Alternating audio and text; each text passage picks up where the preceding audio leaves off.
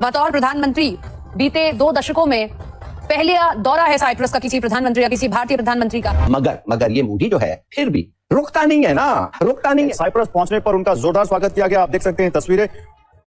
और साइप्रस के राष्ट्रपति वहां पर खुद पहुंचे हुए हैं, निकोस क्रिस्टोडालिडेस। लेकिन साइप्रस जाना, जितनी बड़ी खबर यहां बनेगी उतनी ही तुर्की में भी बनेगी। का प्रॉब्लम है साइप्रस के पास, उसमें यह है कि ये जो साइप्रस टर्की के जो रिलेशन है हमेशा मुश्किल में रहे हैं। इंडिया क्यों कामयाब हो गया हमसे ज्यादा, हमारे से ज्यादा गुर्बत थी। वो सबको ऐसे नमस्ते करते हैं, सबको ऐसे दिल में चाहे गाली भी दे रही हो, राम राम कर रहे हैं। साइप्रस इसलिए इंपॉर्टेंट है बिकॉज हमेशा साइप्रस जो है वो उसने इंडिया की जो मेंबरशिप है यूएन सिक्योरिटी काउंसिल की, उसको हमेशा वेलकम किया है, सपोर्ट किया है, बैक किया है। यानी कि तुर्की को यह दिखाया गया कि बेटा तुम ज्यादा उछले तो हमारे पास बहुत सारे ऑप्शंस हैं। तो G7 समिट से पहले नरेंद्र मोदी साइप्रस के 2 दिन के दौरे पर थे और आज साइप्रस की जानिब से नरेंद्र मोदी को हाई सिविलियन अवार्ड से नवाजा गया है। जो टाइटल अभी हाईएस्ट अवार्ड मोदी जी को मिला है, grand cross of the order of Makarios III।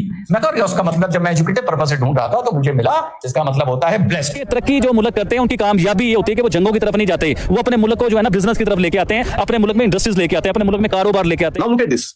You will say यार इंडिया का इंटरेस्ट है, साइप्रस का क्या इंटरेस्ट है?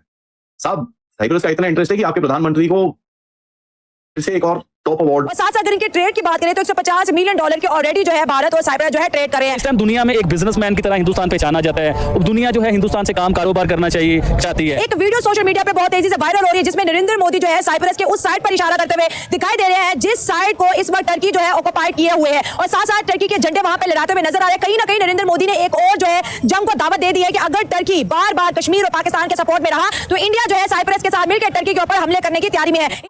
ये मोदी साहब का इज अ ड्रीम, ये उनका एक ड्रीम है जिसके ऊपर वो काम करना चाहते हैं और काम कर रहे हैं। इंडिया इस वक्त 3 साइड से जो है टर्की को ब्लॉक कर रहा है, एक तरफ ग्रीस, दूसरी तरफ आर्मीनिया और तीसरी तरफ साइप्रस। और हिंदुस्तान हजारों साल से है, पाकिस्तान 75 सालों से है। क्या बात है, ठीक है ना? और पाकिस्तान आज बने, हिंदुस्तान कल का बना हुआ है। अगर हिंदुस्तान 10,000 साल पुरानी हिस्ट्री है, 10,000 साल पाकिस्तान को बाइकआउट कर दिया उन्होंने, टर्की का बाइकआउट कर दिया उन्होंने, पाकिस्तान का तो शुरू से ही बाइकआउट करके रखा हुआ है, बांग्लादेश को बाइकआउट कर दिया। भाई इतने बड़े बड़े कॉन्फ्लिक्ट्स के बाद भी देखा जाए still they are on top of the roof. आप देख लेंगे भाई वो आपको आगे बढ़ते हुए दिखाई देते हैं। हर हर महादेव, जय सनातन, जय हिंद। दोस्तों स्वागत है आपका जेके रिएक्ट चैनल की एक और रिएक्शन वीडियो में। दोस्तों प्रधानमंत्री नरेंद्र मोदी जी का साइप्रस का दौरा इस वक्त चर्चा में बना हुआ है, पूरी दुनिया की निगाहें इस पर टिकी हुई हैं। दोस्तों साइप्रस ने अपने देश के हाईएस्ट सिविलियन अवार्ड से प्रधानमंत्री नरेंद्र मोदी जी को नवाजा, जिस पर प्रधानमंत्री नरेंद्र मोदी जी ने यह कहा कि यह सिर्फ मेरा सम्मान नहीं बल्कि 140 करोड़ भारतीयों का सम्मान है। दोस्तों साइप्रस के इस दौरे को बहुत ही महत्वपूर्ण माना जा रहा है। बताया जा रहा है कि 23 साल बाद किसी भारतीय प्रधानमंत्री ने साइप्रस का दौरा किया है। इसके साथ साथ दोस्तों रणनीतिक तौर पर भी इस दौरे को बहुत अहम माना जा रहा है, जिस पर दोनों मुल्कों ने आतंकवाद से लड़ाई, साइबर सुरक्षा और India middle east Europe economic corridor पर सहमति जताई। इसके साथ साथ दोस्तों ऑपरेशन सिंदूर के वक्त हमने देखा कि टर्की ने ड्रोन भेजकर पाकिस्तान की मदद की। हालांकि इंडिया के एयर डिफेंस सिस्टम ने टर्किश ड्रोन की हेकड़ी निकाल दी, उसकी धज्जियां उड़ा दी। अब कहीं ना कहीं साइप्रस को भी इंडियन एयर डिफेंस सिस्टम जो कि मेड इन इंडिया है वो देने की चर्चाएं भी हो रही हैं, जिससे साइप्रस मजबूती से टर्किश ड्रोन का सामना कर पाएगा, टर्की को मुंहतोड़ जवाब दे पाएगा। पाकिस्तान इसे देखकर जल भुनकर राख हो चुका है। पूरे पाकिस्तान में हड़कंप मचा हुआ है, पाकिस्तानी बौखलाए हुए नजर आ रहे हैं। पाकिस्तान का जाहिल मीडिया इस पर क्या कुछ कह रहा है जानेंगे आज की वीडियो में। दोस्तों अगर चैनल पर नए हैं तो चैनल को सब्सक्राइब करें, बेल आइकन दबाना ना भूलें। दोस्तों बने रहिएगा वीडियो में अंत तक। चलिए बिना समय गवाए वीडियो को शुरू करते हैं। जिन लोगों को नहीं पता बताता चलो कि जो साइप्रस है इंडिया के लिए बड़ा मैटर करता है। साइप्रस इंडिया के लिए बड़ा मैटर करता है। वो कैसे? मोदी साहब साइप्रस पहुंच रहे हैं 20 साल के बाद।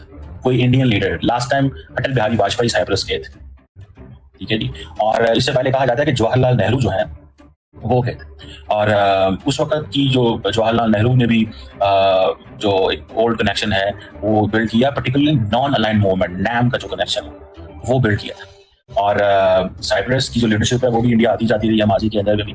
और अभी इंडिया की तरफ से कहा जाता है कि बहुत सारे लीडर्स वहाँ पे गए। इंदिरा गांधी गई हैं, फिर उसके बाद वाजपेयी साहब गए थे, फिर प्रेसिडेंट पटेल गए थे 2009 में, प्रेसिडेंट रामनाथ कोविंद 2018 में गए थे, जो पिछले प्रेसिडेंट थे। जयशंकर साहब 2022 में गए हैं। तो ये बड़ा इंपॉर्टेंट है साइप्रस उनके लिए। साइप्रस इसलिए इंपॉर्टेंट है बिकॉज हमेशा साइप्रस जो है वो उसने इंडिया की जो मेंबरशिप है यूएन सिक्योरिटी काउंसिल की, उसको हमेशा वेलकम किया है, सपोर्ट किया है, बैक किया। कनाडा लैंड कर गए हैं नरेंद्र मोदी साहब। एग्जैक्टली और वहां पे बड़ी जो है वो मीटिंग्स हैं, बहुत एग्रीमेंट्स होने वाले, बहुत कुछ होने वाला है, वो आपको पता चल जाएगा। लेकिन साथ ही एक और बड़ी बात यह है कि भारत के प्रधानमंत्री को एक और बहुत बड़ा अवार्ड मिल गया। तो नरेंद्र मोदी साहब in one of those international leaders जिनको सबसे ज्यादा अवार्ड्स मिले हों, और इंडिया का तो पहला सबसे बड़ा प्राइम मिनिस्टर नरेंद्र मोदी है जिसको सबसे ज्यादा इंटरनेशनल अवार्ड्स मिले हैं, क्योंकि साइप्रस ने भी मोदी साहब को एक अवार्ड दे दिया। अब मैं आपको बताती हूँ कि ये कौन सा अवार्ड है और इसकी जो है क्या सिग्निफिकेंस है। बिल्कुल बताना बहुत जरूरी है, क्योंकि आपको लग पता जाए और आपको पता चले, दोनों बातें हैं। तो जी बात यह है कि ये जो अवार्ड है जो कि साइप्रस ने नरेंद्र मोदी को दिया, ये है grand cross of the order of Makarios 3। अब ये क्या है, ये साइप्रस के प्रेसिडेंट जो हैं आर्चबिशप मैकारियोस 3 की तरफ से ये यानी उनके उस पर बनाया गया और यानी उनके उस पर नाम रखा गया इसका। और ये जो है ना, ये उन वर्ल्ड लीडर्स को दिया जाता है जो कि significantly, highly, heavily contributed to international peace, bilateral cooperation and civilisational understanding, bilateral cooperation and जो लोग इंटरनेशनल पीस के लिए काम करें। तो ये ग्रैंड क्रॉस जो दिया गया साइप्रस की तरफ से वही है। और prime minister Narendra Modi dedicated the award to the friendship between India and Cyprus. उन्होंने हम आपके नाम करते हैं, ये इंडिया और साइप्रस की जो दोस्ती है उसके नाम हम कर देते हैं। वहाँ पे भी बहुत कुछ हुआ। उन्होंने मोदी साहब देख रहे थे कि वो अपनी तस्वीरें ट्विटर पर जो है वो शेयर करवा रहे हैं उनके साथ, प्रेसिडेंट ऑफ साइप्रस के साथ। प्रेसिडेंट साइप्रस उनको साइप्रस की ऐसी बहुत सारी प्लेसेज हैं जो दिखा रहे हैं, वहां पर लेकर गए हैं और काफी ऐसे सिटीज और ये सब हो रहा है। तो दी बेस्ट प्लेस पर है मोदी साहब। बाकी देख लेंगे इस वक्त जो आगे लगी हुई और आगे लगाई जा रही है उसमें क्या हो रहा है, क्योंकि भागम भाग चल रहे हैं सब। इंडियन लीडरशिप का साइप्रस जाना इस मौके पे इज सिग्निफिकेंट। ताल्लुकात को जो है वो रिवाइव करना चाहते हैं और इसमें टर्किश रेफरेंस भी इंपॉर्टेंट है, ये भी ज़हन में रखिएगा। जो टर्की का प्रॉब्लम है साइप्रस के पास, उसमें यह है कि ये जो साइप्रस टर्की के जो रिलेशन है हमेशा मुश्किल में रहे हैं। कहा जाता है कि जो टर्की जो है उसने 1974 में जो हमला किया था साइप्रस पे, उसके बाद ये आइलैंड जो है ये डिवाइड हो गया था और फिर रिपब्लिक ऑफ नॉर्दर्न साइप्रस एक बन गई थी और जिसको सिर्फ और सिर्फ तुर्की ही जो रिकग्नाइज करता है। लेकिन इसमें मैं आपको बताऊं, Pakistan fully supports Turkey in its position in Cyprus. So ये ऐसे ही है कि अगर साइप्रस इंडिया की तरफ है तो पाकिस्तान उसकी तरफ है। सो इंडिया पाकिस्तान है, हाइफिनेशन हर जगह आपको मिलेगी। वो कि इंडियंस मानने को तैयार नहीं है, तो नहीं कोई ऐसी हाइफिनेशन नहीं है, हर जगह आपको हाइफिनेशन मिलेगी। अगर पाकिस्तान तुर्की की तरफ है, इंडिया साइप्रस की तरफ, ठीक है ना जी। सो मुझे ऐसे लगता है कि ये इंडिया यूरोप के साथ एक लार्जर कनेक्शन बिल्ड कर रहा है। Croatia is just all that, एक लार्जर कनेक्शन बिल्ड करना चाहता है कि हमारी यूरोप के हर मुल्क के साथ ताल्लुकात, जिसे कहते हैं ना जो रिलेशनशिप है वो सिर्फ ये नजर नहीं आना चाहिए कि हम सिर्फ एक ही मुल्क एक मुल्कों के साथ है। हमारा ताल्लुक हर एक मुल्क, ये जो लॉजिक इंडिया की है, मैं उस लॉजिक को देखते हुए बता रहा हूँ कि मोदी साहब जो है वो जाहिर बात है इस चीज को मेक श्योर करना चाहते हैं कि हर कीमत के अंदर एट एवरी कास्ट ये मेरा पता चले कि मैंने इंडिया की जो फॉरेन पॉलिसी है उसको मैंने डायनामिक बनाया।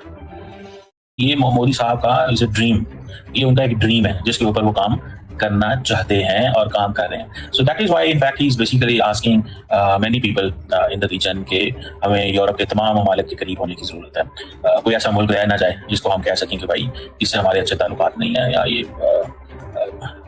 they just want to give an example कि हमें हर कीमत पे हर जगह पे हमारा एक लेन देन ताल्लुक यूरोप में होना चाहिए, और खासतौर पे वो ममालिक जहाँ पे जो मुस्लिम पॉपुलेशन भी इनके करीब है। दोस्तों मैंने आपको बताया कि बेसिकली नरेंद्र मोदी साहब मैसेज देना चाहते हैं कि मैंने पूरे के पूरे ताल्लुक जो यूरोप के साथ जो ताल्लुक है उसको रिवाइव किया।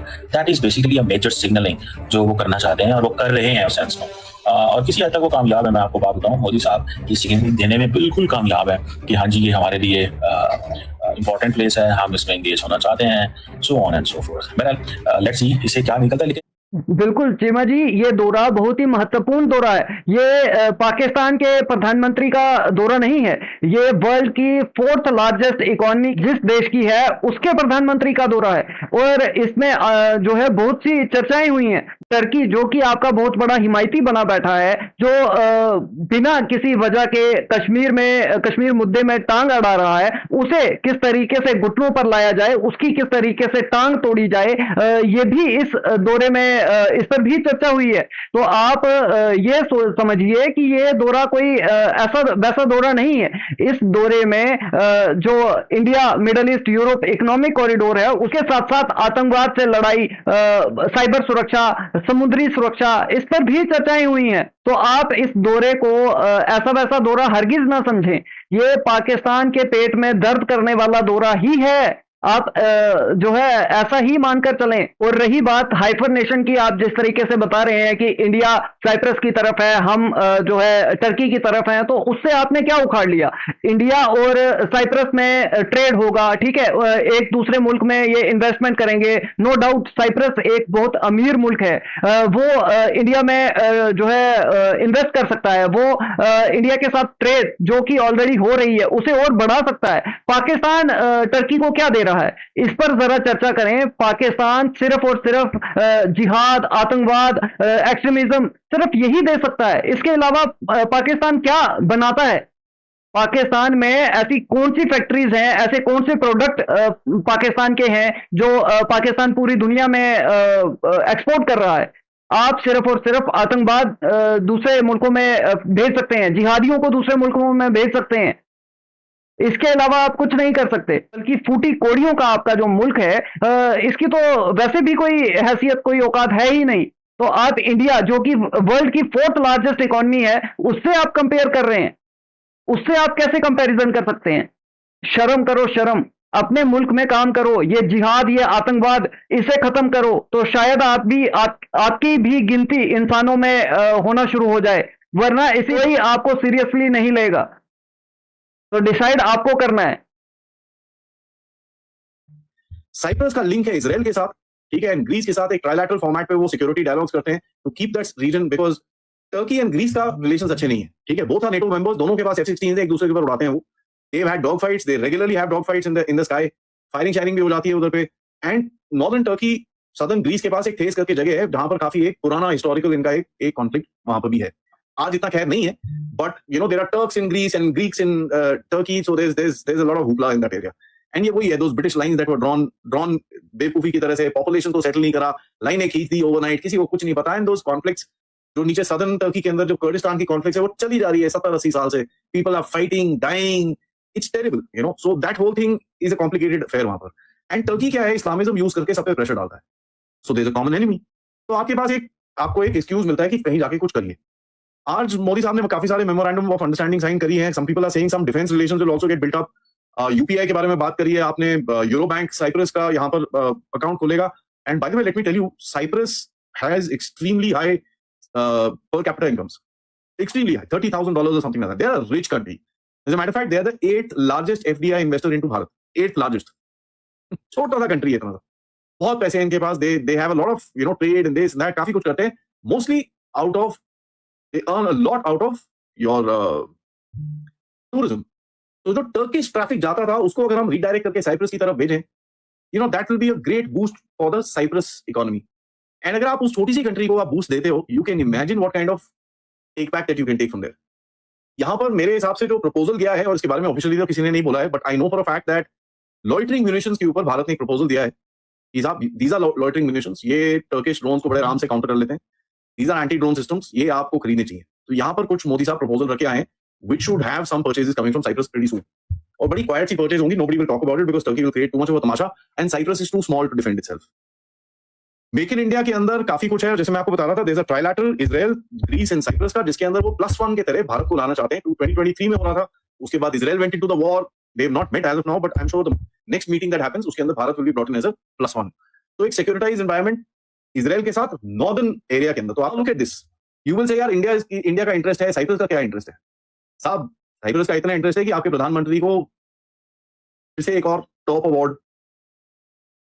Now look at this for a factor, in a small country like Cyprus, the world's 4th largest economy का प्राइम मिनिस्टर आके वहां पर बैठते हैं और बोलते हैं यार we are with you, we stand by you, don't worry, हम आपके साथ काम करेंगे, ट्रेड करेंगे, डिफेंस की चीजें देंगे, हम आपको economic we will do whatever we can as far as the economy is concerned. Let's build our ties, tourism, let's UPI, let's do everything. क्योंकि हिंदुस्तान 5वीं बड़ी इकोनॉमी से तीसरी इकोनॉमी का सफर तय किया और तीसरी इकोनॉमी तक तकरीबन वो पहुंच चुका हुआ है हिंदुस्तान। तो इस टाइम दुनिया में एक बिजनेसमैन की तरह हिंदुस्तान पहचाना जाता है। दुनिया जो है हिंदुस्तान से काम कारोबार करना चाहती है। देखिए एलन मस्क जो है उनकी टेस्ला, वो भी हिंदुस्तान में उनकी फैक्ट्री आ रही है, हिंदुस्तान में उनकी कारें बनेंगी जो बिजली से कारें चलेंगी। इसी तरह आईफोन हिंदुस्तान में बनता है। दुनिया की टॉप की इंडस्ट्रीज हिंदुस्तान में आ चुकी हुई है। IT जो है वो हिंदुस्तान एक्सपोर्ट करता है पूरी दुनिया को। तो दुनिया की मजबूरी बन चुकी हुई है। इवन के चाइना, जिस चाइना को हम लोग बड़ा समझते थे कि दुनिया की सबसे बड़ी इकोनॉमी है, पहले नंबर की इकोनॉमी, भारत की ना कुछ पॉलिसीज हैं जो जिन्हें कहा जाता है बड़ी आउटस्टैंडिंग किस्म की पॉलिसीज हैं। देखिए मैं आपको इसराइल की बात पे बाद में लेके आता हूं। पहले हम चलते हैं रशिया की तरफ। रशिया से जब तेल के मामला हुए, अमेरिका ने आंखें दिखाई हिंदुस्तान को, लेकिन हिंदुस्तान नहीं डरा।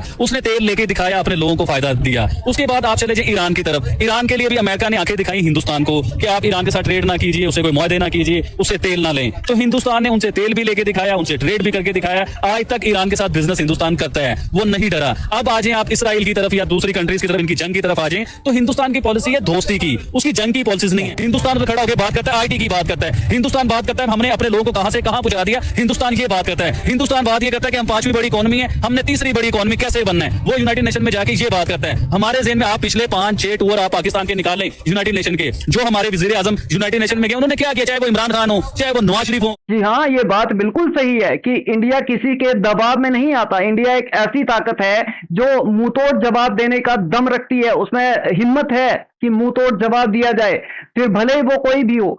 इंडिया सबसे पहले अपना हित देखता है, अपनी आवाम का हित देखता है, उसका अपनी आवाम का फायदा देखता है। हमारी सरकार जो है वो जानती है कि किस तरीके से किस मामले को टैकल करना है। जब रशिया से तेल लेने की बात थी तो अमेरिका ने दबाव बनाने का प्रयास किया था कि हम इन पर दबाव बना लेते हैं, सैंक्शन से डरा देते हैं, लेकिन इंडिया डरा नहीं, इंडिया दबा नहीं और रशिया से तेल ले रहा है इंडिया। तो ये कोई पाकिस्तान नहीं है कि किसी के भी दबाव में आ जाए या जो भीख पर चल रहा है। तो इंडिया ऐसा हरगिज नहीं है। इसके साथ साथ ईरान से जब गैस लेने की बात थी तब भी पाकिस्तान ने बहुत दबाव बनाने की कोशिश की कि हम ये कर देंगे, हम वो कर देंगे, आप हमें गैस दीजिए, आप इंडिया को मत दीजिए। तो क्या हुआ, पाकिस्तान को कोई सीरियसली लेता ही नहीं है। ये पाकिस्तान की औकात है। साथ आबिद भाई, आप ये भी कह रहे थे कि इंडिया लड़ाई नहीं चाहता, इंडिया वॉर नहीं चाहता, मोदी लड़ाई नहीं चाहता। तो हाँ बिल्कुल, हम अमन पसंद लोग हैं। हम हरगिज नहीं चाहते कि किसी के साथ युद्ध हो, किसी के साथ लड़ाई हो। लेकिन जब भी कोई हमें उंगली करेगा, कोई हमारे खिलाफ साजिशें करेगा, कोई हमारे मुल्क में माहौल बिगाड़ने का प्रयास करेगा, तो उसे मुंहतोड़ जवाब दिया जाएगा।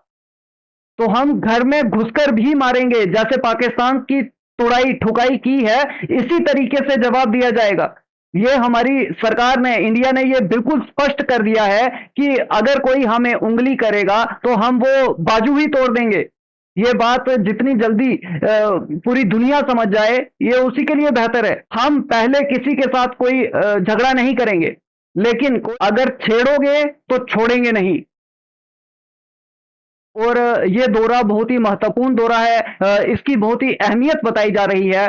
जिस तरीके से टर्की पाकिस्तान का साथ देता नजर आया और बिना वजह कश्मीर मुद्दे में टांग अड़ाता नजर आ रहा है, तो कहीं ना कहीं टर्की को घेरने के लिए, टर्की को उसकी औकात दिखाने के लिए ये दौरा बहुत महत्वपूर्ण बताया जा रहा है। जिस तरीके से प्रधानमंत्री नरेंद्र मोदी जी ने वो एरिया देखा, वो जगह देखी जो टर्की के अंडर है, और उस ओर इशारे करते हुए दोनों मुल्कों के जो प्रतिनिधि हैं वो बातें कर रहे थे, तो कहीं ना कहीं इसे टर्की के लिए एक चेतावनी के तौर पर देखा जा रहा है। अगर टर्की अपनी इन हरकतों से बाज नहीं आता तो टर्की को मुंहतोड़ जवाब दिया जाएगा। इसके साथ साथ दोस्तों, इस दौरे से दोनों ही मुल्कों में और गहरी दोस्ती हो जाएगी, ये संबंध और मजबूत हो जाएंगे, ट्रेड और बढ़ेगी। दोस्तों, इस दौरे को लेकर आपकी क्या राय है, आपके क्या विचार हैं, कमेंट सेक्शन में जरूर बताएं। वीडियो पसंद आई हो तो लाइक करें, शेयर करें। मिलते हैं आपसे अगली वीडियो में, तब तक के लिए हर हर महादेव, जय सनातन, जय हिंद, स्टे सेफ।